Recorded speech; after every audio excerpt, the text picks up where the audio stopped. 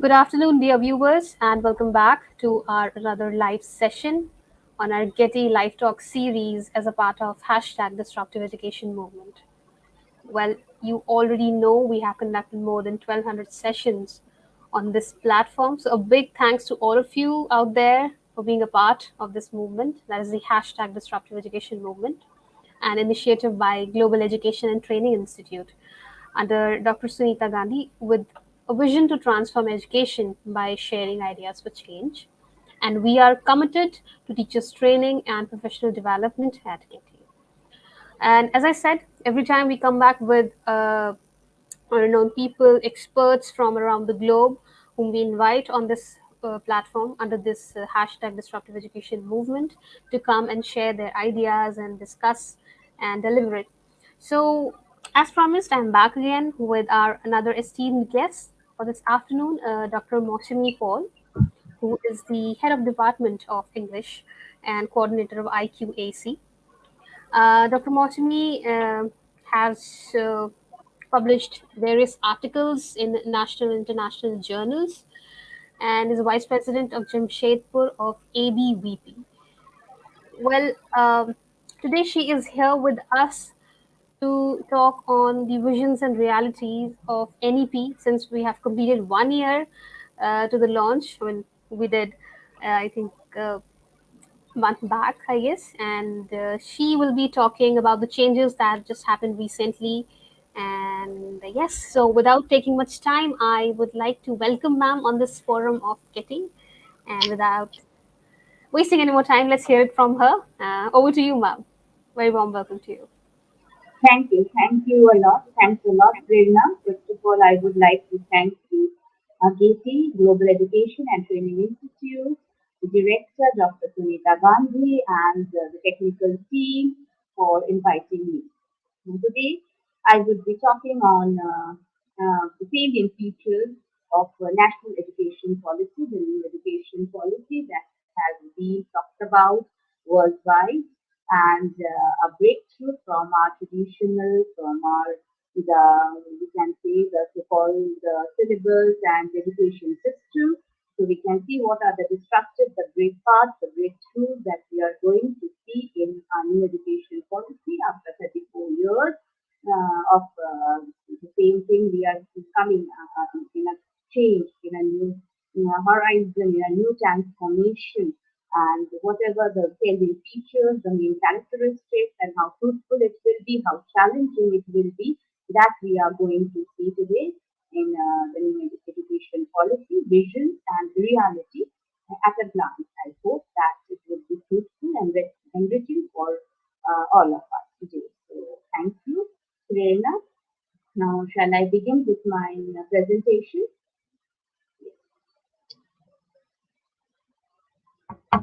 So here I have made a small brief presentation where I am going to talk briefly on the salient features, the salient points that are very challenging, that are very promising at the same time for all of us.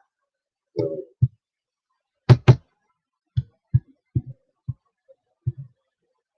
let's start.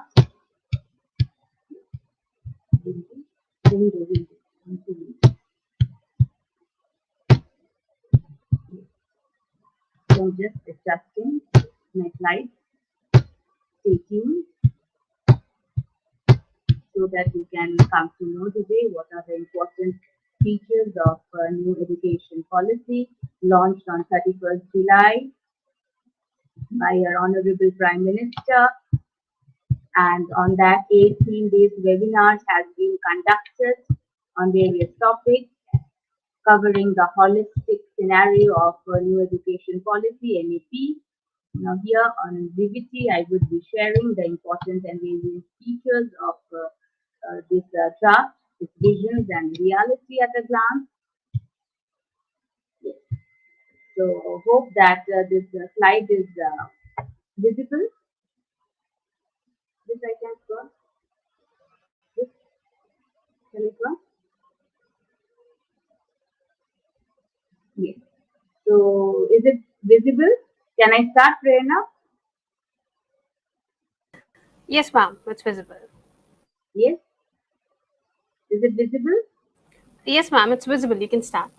Okay, okay. So this is the first slide of NEP Visions and Reality at a Glance. This has been drafted by the former ISRO chief K. Ranganathan and his team, and it was presented before HRD Minister Prakash Javadekar, and then some modifications and changes has been made, and then it has been launched in this year, 31st July, by our Honorable Prime Minister. So this is the holistic education. And in this, you can see in the first slide, there are this academic, emotional development, critical thinking skills, conflict resolution skills, character formation, healthy social skills. So these are the various you can see features you can see, and this is the edit divisions and reality at a glance. As we all know very well that India has a long tradition of holistic and multidisciplinary learning from universities such as Takshashila and Nalanda to the extensive literature of India combining subjects across fields. Ancient Indian literary works such as Banabhatta's Kadambari describes a good education as knowledge of the 64 kalas or arts, and among these 64 arts were not only subjects such as singing and painting, but also scientific fields such as chemistry, mathematics, painting, but also painting for this art subject, also vocational fields such as carpentry, cloth making, and from professional fields we have seen medicine, engineering, and as well as soft skills such as communication, debate, discussion.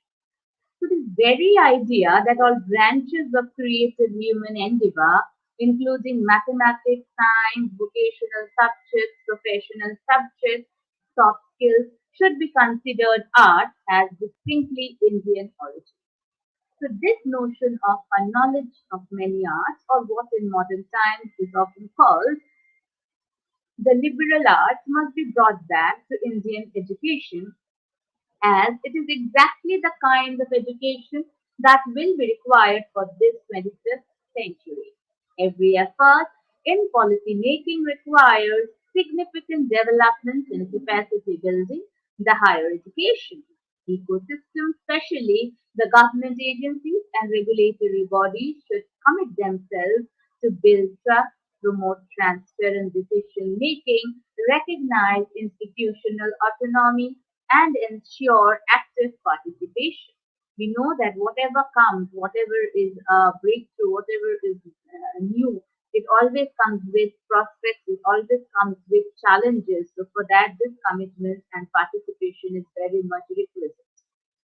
So this graph that has been drafted describes a number of global objectives such as customizing education to adapt it to needs and strengths of each student, training to professionals and equip the students with the social and technical skills and tools demanded by the job market.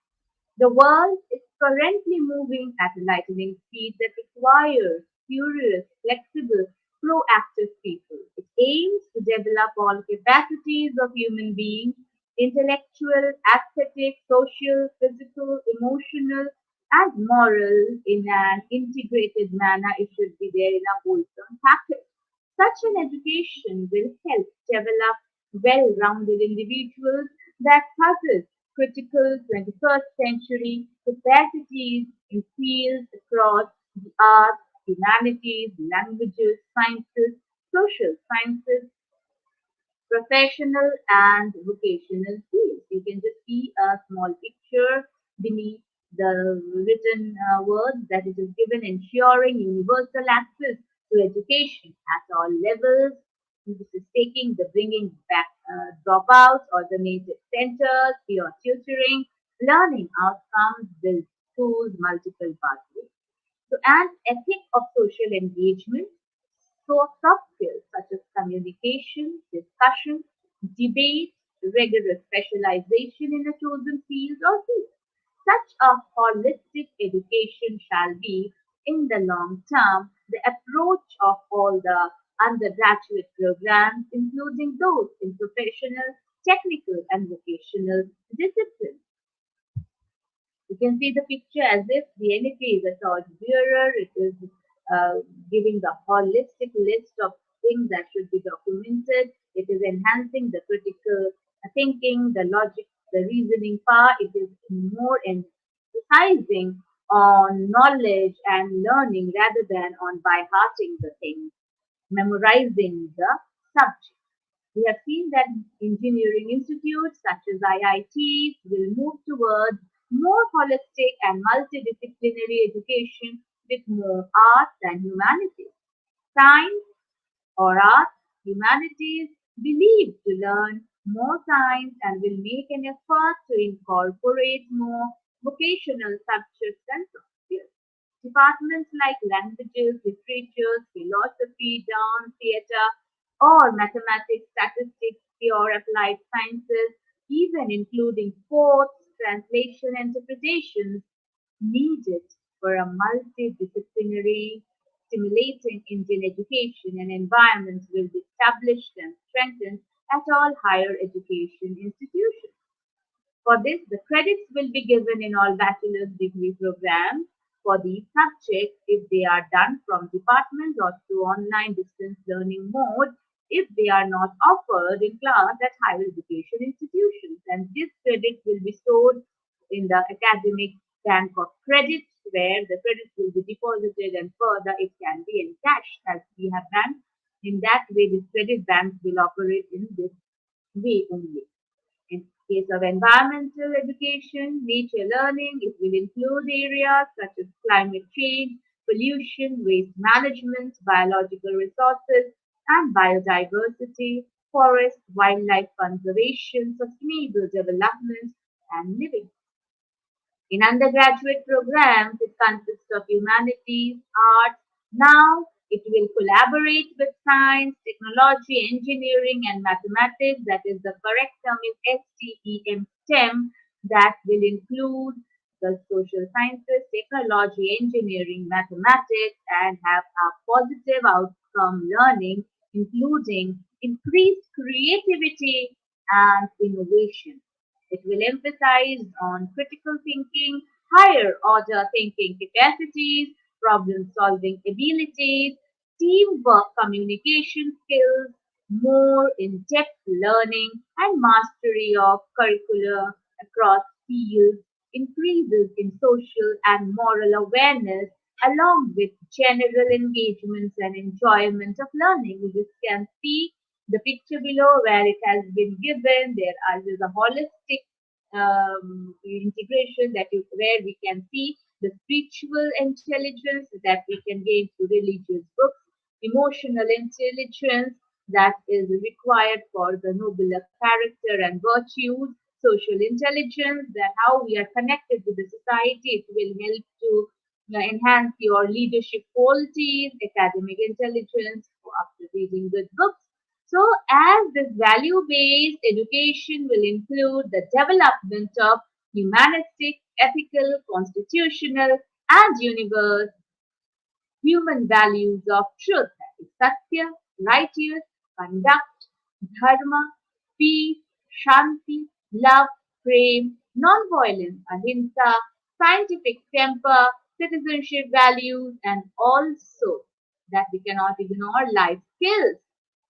So here we can see that as the world is becoming interconnected rapidly, this global citizenship education, GCED, that is a global education, citizenship education is a response to these contemporary global challenges that will be provided to empower learners to become aware and understand what are the global issues, what are the global threats, what are the interests, in which world we are existing, what are these issues, what are its problems, and become so that they can be well equipped and become active promoters of more peaceful, tolerant, inclusive, secure, and sustainable society. They can create a society which should have these values.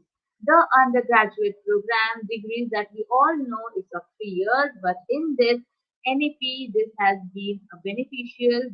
Has been a new modification that it will have a multiple exit entry option and within the period of 3 or 4 years duration with appropriate certifications. For example, a student who cannot complete 3 years only after doing 1 year, he has to exit. Then after that also he is eligible for a 1 year certificate. After completing 2 years, an intermediate certificate will be given. After completing 3 years, a graduation certificate will be provided. So this 4 year multidisciplinary bachelor's program shall be preferred, have a preferred option since it allows the opportunity to experience the full range of holistic and multidisciplinary education. In addition to that, the focus is on the chosen major and minors as per the choices of the students. If the student wants to pursue education, then after completing 3 years, he is entitled to do the MA program of 2 years. And if a student has completed 4 years, then 1 year is totally focused on research area. And if any student is only doing graduation for job perspective, then after doing 3 years graduation, he will be given a graduate degree. So there may be a 2 year program with a second year devoted entirely to research for those who have completed the 3 years bachelor's program. For students completing the 4 years bachelor's program with research would be a 1 year master's program. So this you can see has been done in this NEP. Here there is a picture of early childhood care and education, the point in which we will come after discussing the main thing.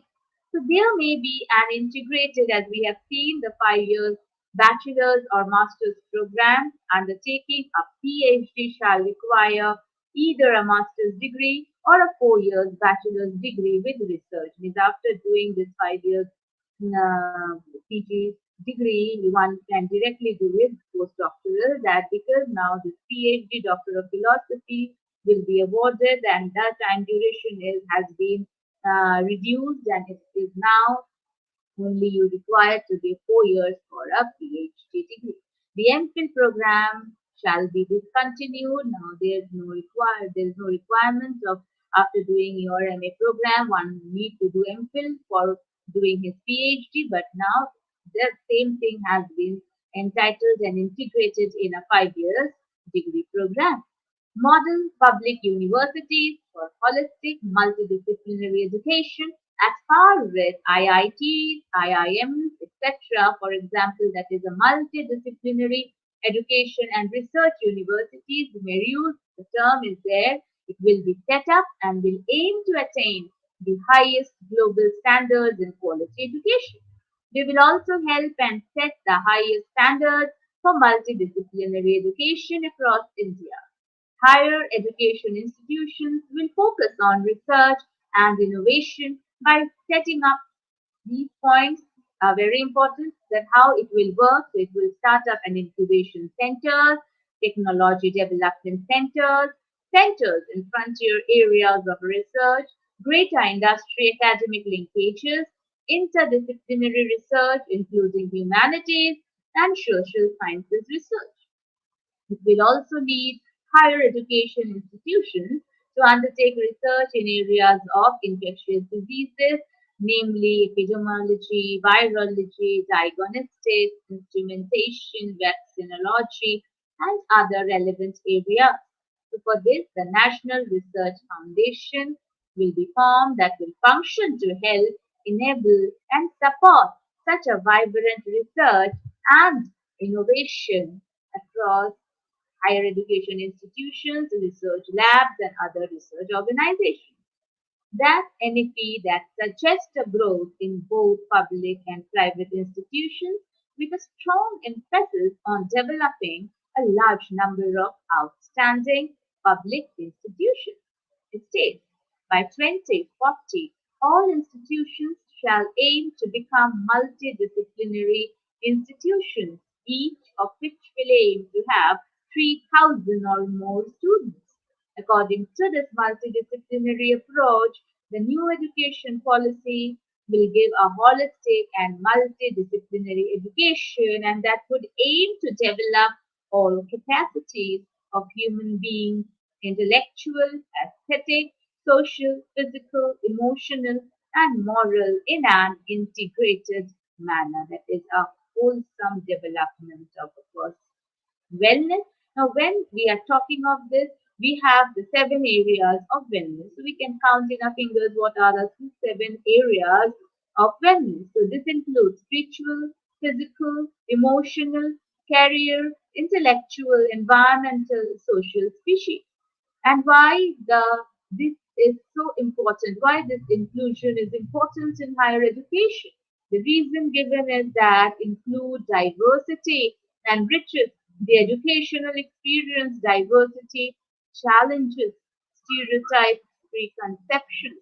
It encourages critical thinking, and it helps students learn to communicate effectively with people of varied background. As you can see the picture, I have given a equitable and inclusive education that we need in this new education policy. There has been the forum of uniformity. There should be equality, irrespective of the socially, economically disadvantaged group, from where you come, from where you belong, from which caste you belong.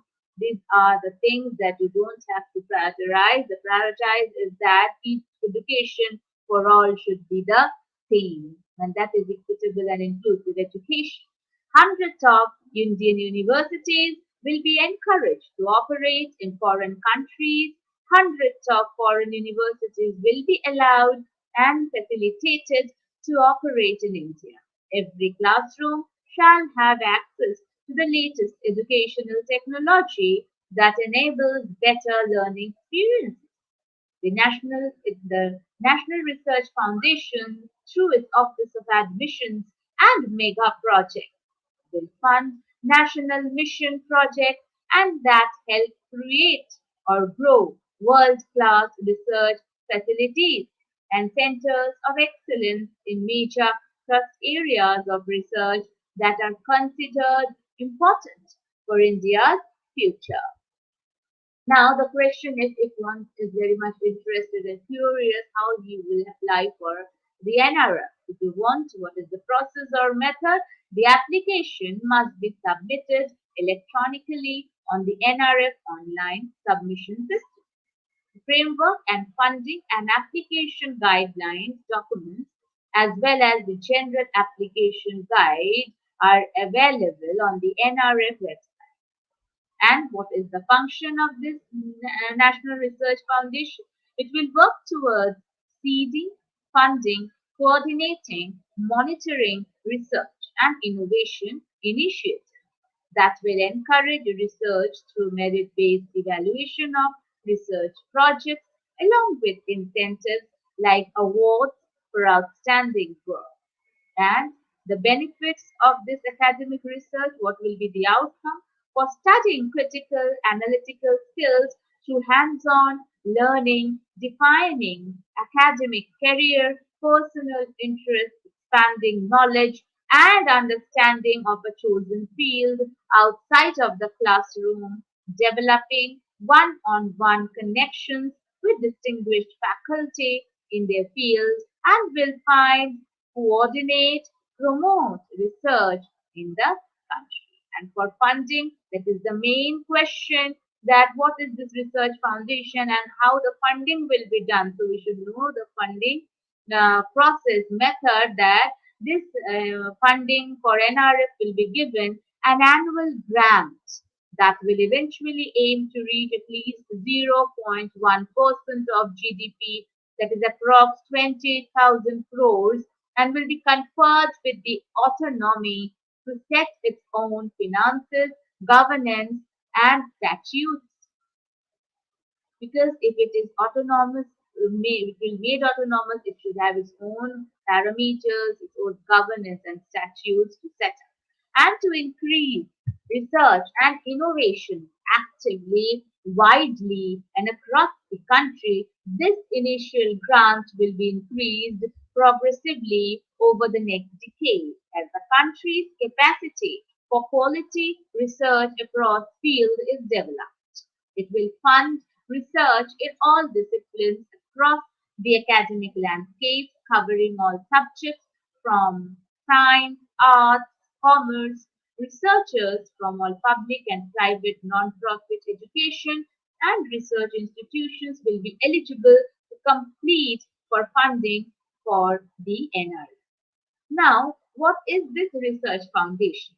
It is what the question comes that how it has come, who has formed it, and what is this research foundation? So, it is a non-profit education corporation that assists the university in the identification of opportunities, procurement, use, and disposition of funds from state and municipal governments and other sources to support all research and sponsored programs in the country. So this is a very grand step, pivotal role it has to play in the research field. And now the new rules in education policy, as you can see in the slide. So this is one of the new rules that we have just discussed, and the basic thing, the change that has been made in the pedagogy restructure, curricular restructure that you can see the new framework design where we have distributed it as 5 plus 3 plus 3 plus 4. Now, how it has been bifurcated, we have seen that in the foundational stage, that is covering the age from 3 to 8, divided into two parts, that is the 3 plus 3 Anganwadi and plus 2 primary school, that is grade 1 and grade 2. Next, class 3 is preparatory stages. The preparatory stage for ages 8 to 11 for classes 3 to 5, 3, 4, 5. Then the next class 3, middle stage, that for ages 11 to 14, where we can see the classes for 6 to 8, and 9, 10, 11, 12 in the next plus 4 group, that is the secondary stage from 14 to 18 for classes 9 to 12. In the inbox, you can see how the Anganwadi school is given the foundational, preparatory, middle, and secondary. This is the important pedagogical and curricular restructure that we have seen in this framework. And in this preparatory, where we have plus 5, we can see the plus 3 Sanganbari and then plus 1, plus 2.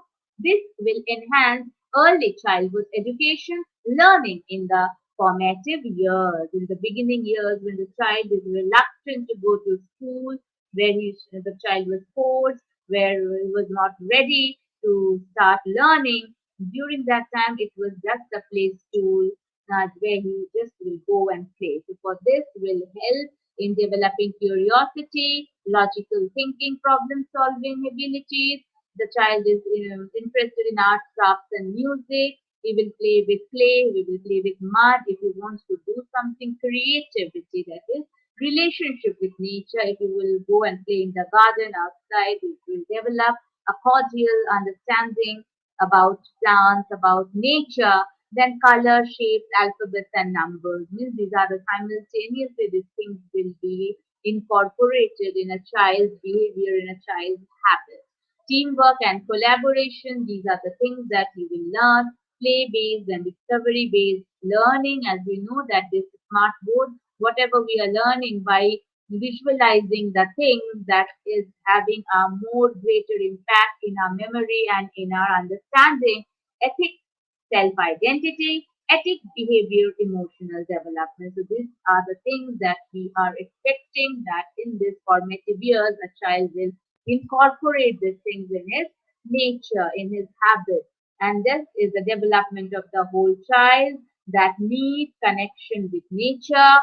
Yoga, that is a subject, particular subject in the formative years, emotional management, Montessori education, healthy Ayurvedic diet, gratitude and manners and practice. So this needs parent-teacher relationship will grow to benefit the growth of the family.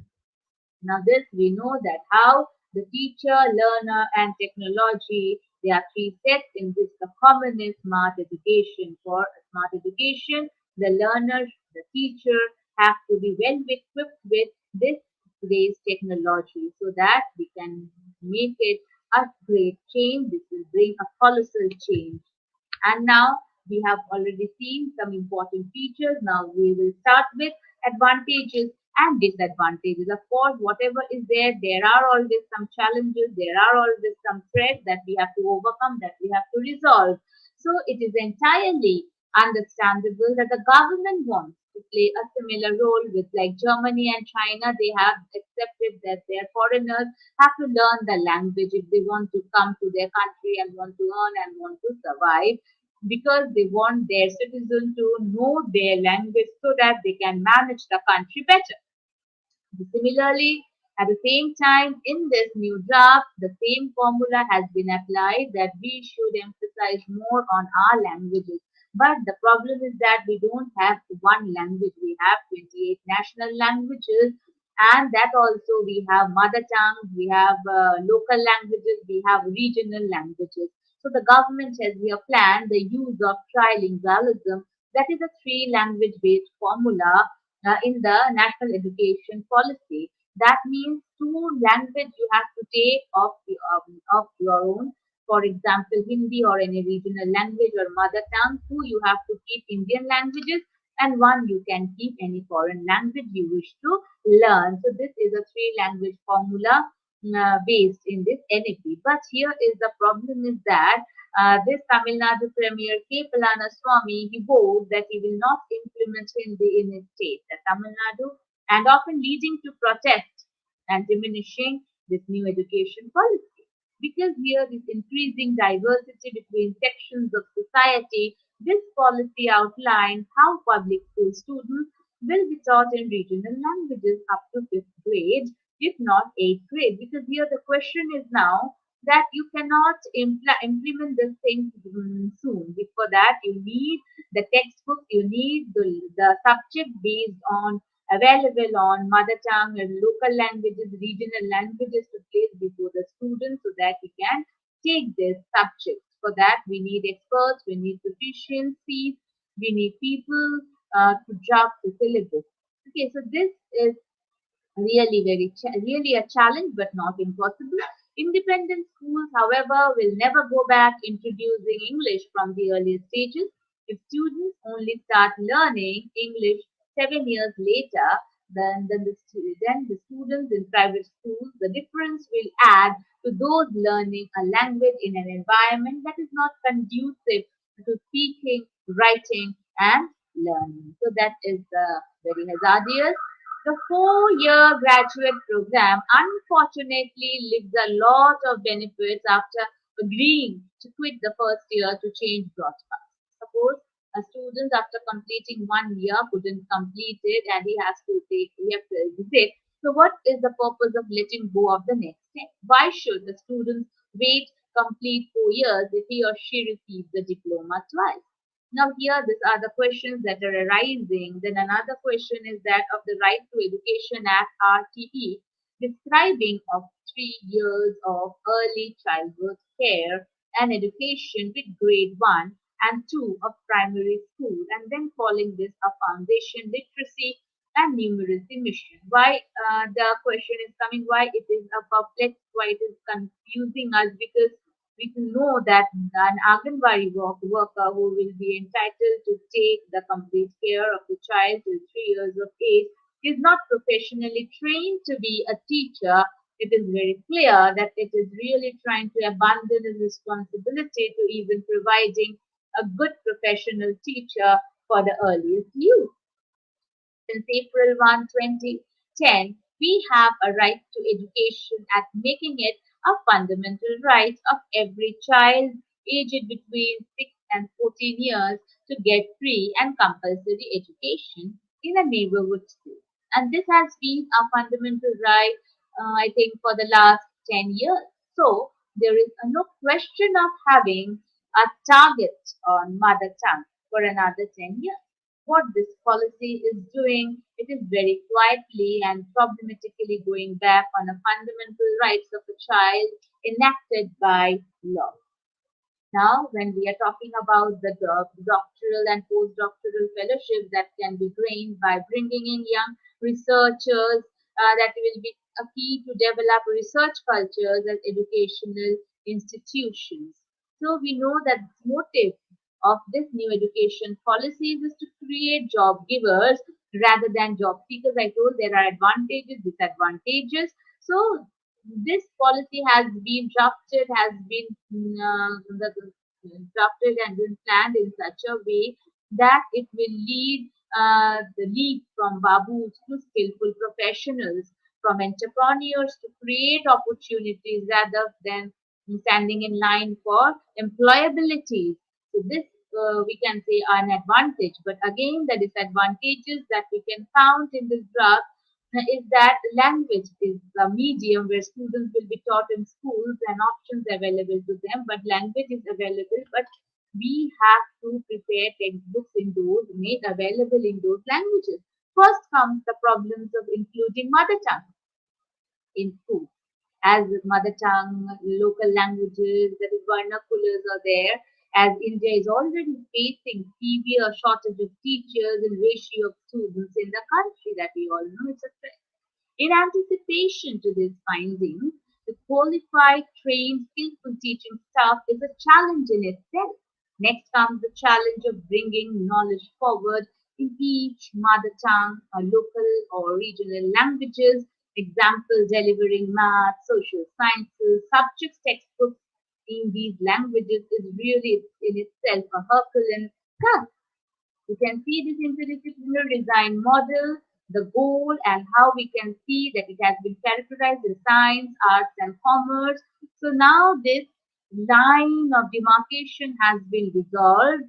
Earlier, we used to say it's a science graduate, commerce graduate, arts graduate, but now these lines were diminished. Now there were no science, arts, and commerce, but simply a graduate will be called a graduate. A student can opt one subject from science, one from art, one from commerce, and in this way can have it will help him for a holistic education. So this is the interdisciplinary design model where the discipline will be science, arts, commerce, but there is no bifurcation, and the subject combination one can keep in such a way that it will help him in following the interest and inclination of his own. The future of education is one of the major challenges facing democracy is regarding the effective implementation of public policy. Now, the education policy implementation is a multi-dimensional process and is done on the three different classifications need for clarity, complexity, quality, practicability, local characteristics, district, community, principal, teacher, external factors, government and other agencies for implementation of this new education policy. These factors are equally relevant and applicable in Indian context. We need the following new and imaginative institutional design approach that will help the implementation of NEP in an expedited manner. Political leadership to monitor new education policy, monitoring the challenges for the effective implementation by Education Ministry, activating the State Higher Education Council and the State Government Higher Education Council for ensuring greater attention towards implementation, empowering the Association of Indian Universities AIU to work closely with the vice chancellors of all universities towards implementation of this new education policy. The draft of NEP has been criticized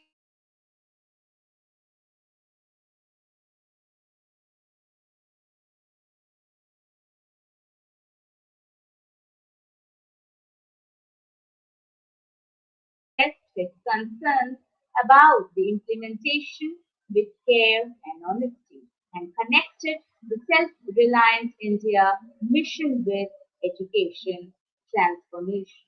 So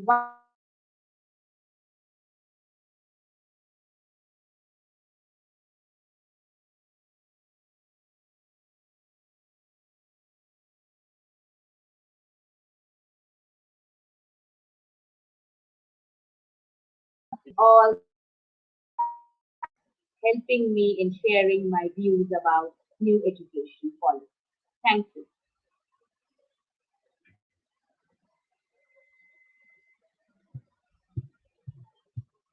Just make it short. Thank you Benefits. so much, ma'am. Um, that was pretty much in detail about the new education policy uh, that you discussed and covered almost all the points. Stating the objective of this new education policy is all about um, to benefit children so that no child loses Yes, any there are opportunity benefits. to learn and excel because of the Along with the circumstances. benefits, we have some challenges also in front Absolutely. of us for implementing this NEP and what are the things that we need to do now. That Yes. is Yes. the main thing that we have to focus on. I True. hope True. that in short I have tried to summarize the whole thing because the actual Absolutely. draft has more than 6,000 pages. And just what we have done is summarize the salient features of the new Yes. education policy. Yes. Yes. Talking about all the benefits and the challenges as well. So I can see a few questions coming, asking about how this NEP increases scientific temper and attitude among learners. I mean, I can see the first question, and also how it will boost in GDP in research areas. Like, if you would like to, How NEP increases scientific temper and attitude among learners.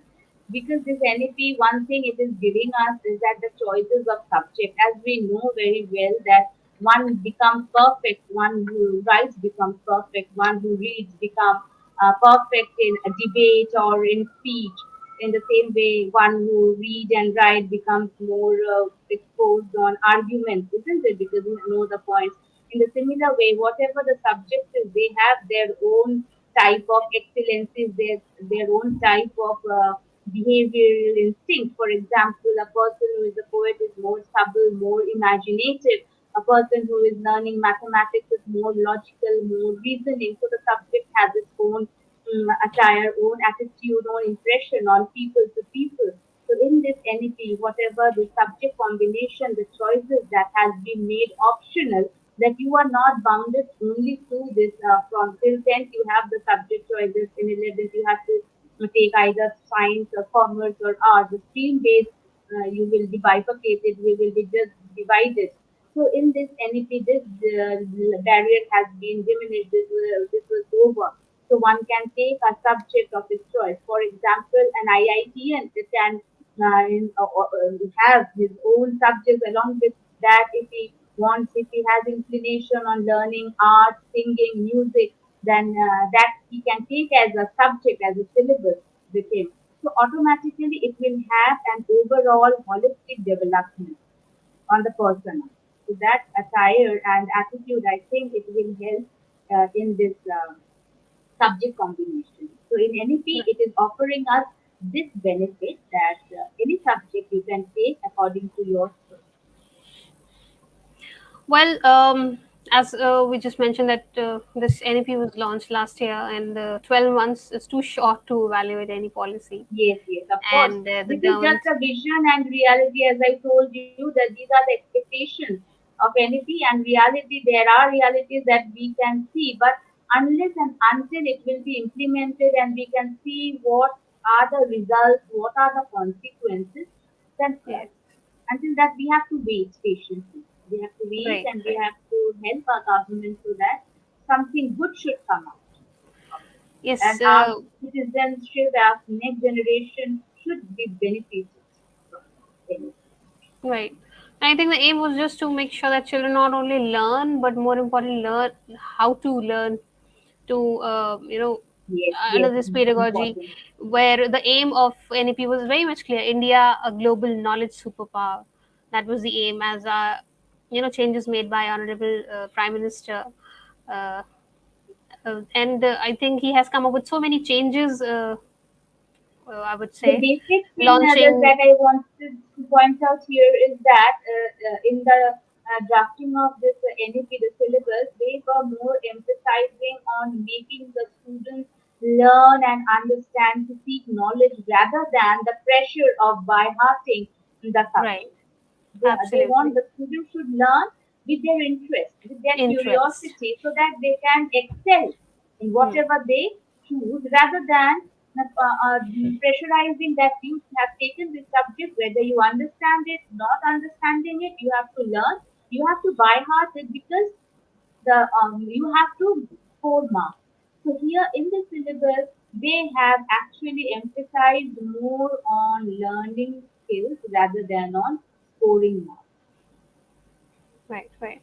I think this NEP has come with so many benefits for the teachers to they need to train oriented align themselves with the new education system. They need to adapt the new ways they can educate the future generation, and opportunity For this, to enrich their own skills as well. enrich But their own skills. right, but if we talk about the villages, if the schools in the village areas and places where still the teachers are not really equipped with modern resources, so how difficult do you think it's to implement NEP in schools in Yes, villages? yes, that is really a question that we know that equitability, when we are talking about uniformity for these underprivileged and the students who are coming from the backward areas where there is no technology, they are far away. Even when we are in this lockdown period, have seen that how difficult it was for some students who don't have a smartphone also. How they will Right. do their courses? They don't have a smartphone when the teacher is taking classes online. And then also Mm-hmm. they don't have a phone that they can connect and they can get their classes. So it is really a challenge that in the suburbs, in the remote areas, how can we talk about availability when there is no digitalization reach to that places.